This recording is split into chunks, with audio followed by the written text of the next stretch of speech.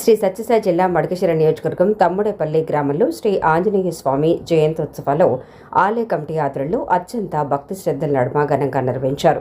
ఉదయం నుంచే ఆలయంలో అర్చకులు స్వామివారికి విశేష పూజలు, మహామంగళహారతి కార్యక్రమాలు నిర్వహించారు.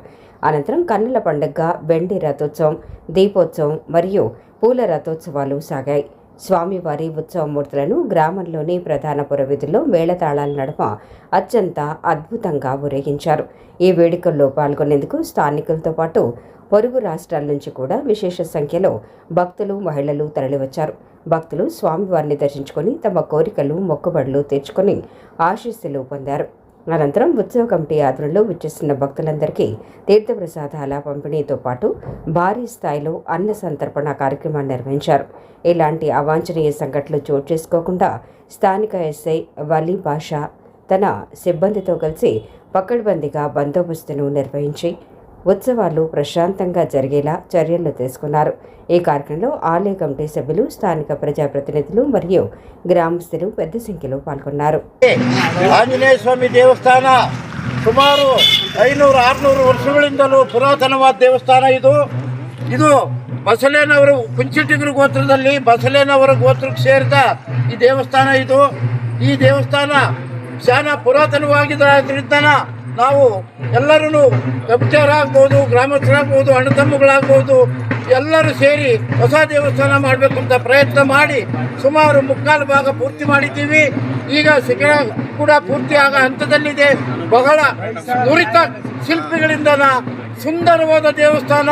ನಮ್ಮದು ಒಂದು ಯಾಕೆ ಒಳ್ಳೆ ದೇವಸ್ಥಾನ ಇರಬಾರ್ದು ಅಂತ ಬಹಳ ಕಷ್ಟಪಟ್ಟು 4 ವರ್ಷದಿಂದ ಪ್ರಯತ್ನ ಮಾಡಿ ಈ ದೇವಸ್ಥಾನ ಮಾಡ್ತಾ ಇದ್ದೀವಿ.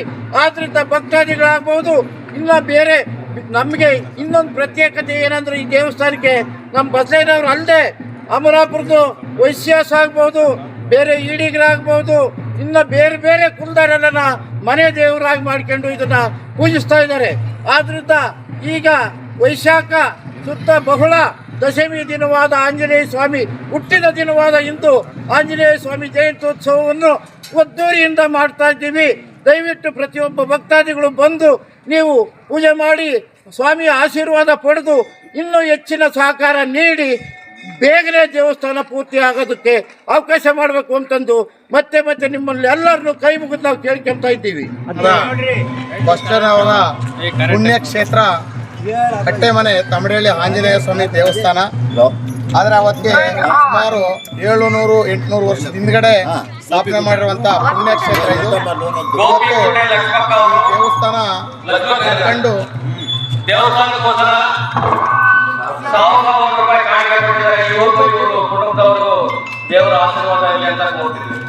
ಅದೇ ವಿಧವಾಗಿ ಈ ದೇವಸ್ಥಾನಕ್ಕೆ ನಾವು ಅಣ್ಣತಮ್ಮಗಳೇ ಅಲ್ದ ಮುಂದಿನವರು ಹೇಳ್ದಂಗೆ ಎಲ್ಲ ಗ್ರಾಮಸ್ಥರು, ಎಲ್ಲ ಕುಲ ಬಾಂಧವರು ಕೂಡ ಸಹಕಾರ ಮಾಡಿ ಸುಮಾರು 8-9 ಕೋಟಿ ಬಡ್ಜೆಟ್ ದೇವಸ್ಥಾನ ಮಾಡಬೇಕಂದ್ರೆ ಆಶಾಮಾಯಿಸಿ ವಿಷಯ ಅಲ್ಲ.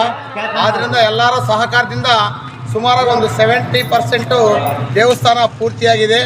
ಇದು ಸುಮಾರು ಮುರುಡೇಶ್ವರದವರಿಂದ ಅತಿ ಅದ್ಭುತವಾದ ಸುತ್ತು ಸಾಮಾನ್ಯವಾಗಿ ಇಲ್ಲಿವರೆಗೂ ಎಲ್ಲಿ ನಮ್ಮ ದೃಷ್ಟಿನಾಗೆ ಕಾಣದಂಥ ವಿಚಿತ್ರವಾಗಿ ದೇವಸ್ಥಾನ ಶಿಲೆಯನ್ನು ಮುರುಡೇಶ್ವರ ಕಲಾವಿದರಿಂದ ನಿರ್ಮಾಣವಾಗ್ತಾ ಇದೆ. ದಯವಿಟ್ಟು ಇನ್ನು ದೇವಸ್ಥಾನಕ್ಕೆ ಸಹಾಯ ಸಲಹೆಗಳು ಕೂಡ ಕೊಟ್ಟು ದೇವಸ್ಥಾನ ಕಟ್ಟೋಕ್ಕೆ ನಿಮ್ಮ ಸೂಚನೆಗಳು ಕೊಡಬೇಕಂತ ಕೇಳ್ಕೊಂತ ನಾನು ಮುಗಿಸ್ತಾ ఇದ್ದೀನಿ. ಮತ್ತೆ వైశాఖ కాకుండా ఇతర అందరూ ప్రతి ఒక్కరూ దేవుని భక్తి భావనతో ఆ దేవస్థానానికి ఇంప్రూవ్మెంట్ అవ్వడానికి సహాయ సహకారాలు అందించి చేయాల్సిందని కోరుతున్నాము. మరియు మనము కూడా సహాయం చేస్తున్నాము. ನಾನು ಈ ದೇವಸ್ಥಾನದ ಖಜಾನ್ಸಿಯಾಗಿ ಕಾರ್ಯನಿರ್ವಹಿಸ್ತೇನೆ. ಈಗ ತಾನೇ ನಮ್ಮ ಹನುಮ ಜಯಂತಿ ಕಾರ್ಯಕ್ರಮ ಶುರುವಾಗಿದೆ. ಈ ಕಾರ್ಯಕ್ರಮಕ್ಕೆ ಈಗ ಹಾಜರಿರ್ತಕ್ಕಂಥ ಮಾನ್ಯ ಟ್ರಸ್ಟ್ ಅಧ್ಯಕ್ಷರಾದಂಥ ಚಂದ್ರಶೇಖರ್ ಅವರೇ, ಹಾಗೆ ಧರ್ಮದರ್ಶಕರಾದಂಥ ಕೃಷ್ಣರೆಡ್ಡಿ ಅವರೇ, ಅದೇ ಈ ಗೌಡ್ರ ವಂಶಸ್ಥರಾದಂಥ ಹನುಮಂತರಾಯಪ್ಪ, ಸಣ್ಣಗೌಡ್ರೆ, ಆಮೇಲೆ ಹನುಮಂತರಾಯ, ನಮ್ಮ ಕಾರ್ಯದರ್ಶಿ ಆದಂಥ ಹನುಮಂತರಾಯಪ್ಪನವರೇ, ಶೆಟ್ಟೂರು ರಾಜಗೌಡ್ರೆ, ಶಾನ್ಭೋಗ್ರೆ, ಅದೇ ರೀತಿ ಈಗ ನಮ್ಮ ಬಸವಣ್ಣನವರು ಅಂದರೆ ನಮ್ಮ ಕುಂಟ್ರಿಗ ಸಮಾಜದವರು ಹಿಂದೆ ಸುಮಾರು 1000 ವರ್ಷದ ಹಿಂದೆ ಉತ್ತರ ಭಾರತದಲ್ಲಿ ನೆಲೆಸಿರ್ತಕ್ಕಂಥ ನಮ್ಮ ಕುಂಚಿಟಿಗ ಜನಾಂಗ.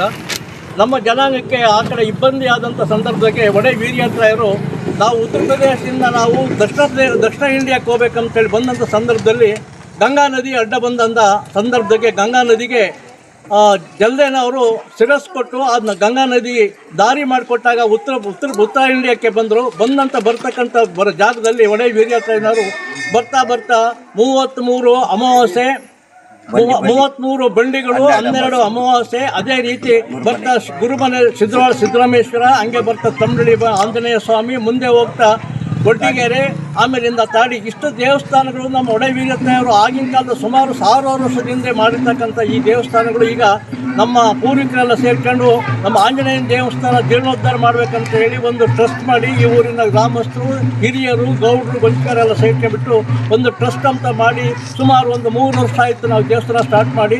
5 ರಿಂದ 6 ಕೋಟಿ ರೂಪಾಯಿ ದೇವಸ್ಥಾನ, ಈಗ ಒಂದು 2 ಕೋಟಿ ರೂಪಾಯಿ ದೇವಸ್ಥಾನ ಕೆಲಸ ಆಗಿದೆ. ಮುರುಡೇಶ್ವರದಿಂದ ಬರತಕ್ಕಂಥ ಶಿಲ್ಪಗಳಿಗೆ 1 ಕೋಟಿ, ಅದೇ ನಮ್ಮ ಶಿರಾ ತಾಲೂಕಿಂದ ಬರ್ತಾ ಶ್ರೀನಿವಾಸನವರಿಂದ 1 ಕೋಟಿ, 2 ಕೋಟಿ ರೂಪಾಯಿ ಕಲ್ಲಿನವ್ರಿಗೂ ಮತ್ತು ಶಿಲ್ಪಿಗೆ ಕೊಟ್ಟು ಸುಮಾರು 3/4 ಭಾಗ ದೇವಸ್ಥಾನ ಪೂರ್ತಿಯಾಗಿದೆ.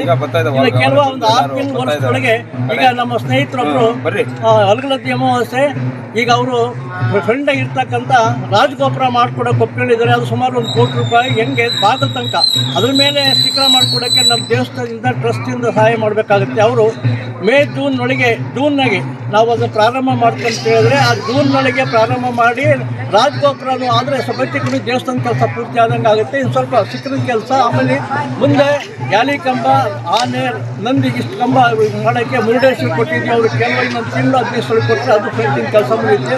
ಹೆಚ್ಚು ಕಮ್ಮಿ 90% ದೇವಸ್ಥಾನ ಕೆಲಸ ಪೂರ್ತಿಯಾಗಿದ್ದೆ. ಇದಕ್ಕೆಲ್ಲ ಸಹಕರಿಸ್ತಕ್ಕಂಥ ನಮ್ಮ ಅಣ್ಣ ತಮ್ಮಗಳಿಗೂ, ಅಕ್ಕಪಕ್ಕ ಗ್ರಾಮಸ್ಥರಿಗೂ ಮತ್ತು ತಮ್ಮಡಿ ಗೌಡ ವಂಚಕರಿಗೂ ನಮ್ಮ ಪ್ರೆಸ್ನವ್ರಿಗೆಲ್ಲ ಹೊಂದಿಸಿ ಮುಂದಿನ ದಿನದಾಗಿ ನನ್ನ ಕೆಲಸ ಪೂರ್ತಿ ಮಾಡಬೇಕಂತ ಕೇಳ್ಕೊಂತ ನಾನು ಮಾತು ಮುಗಿಸ್ತೇನೆ. ಜೈ ಆಂಜನೇಯ.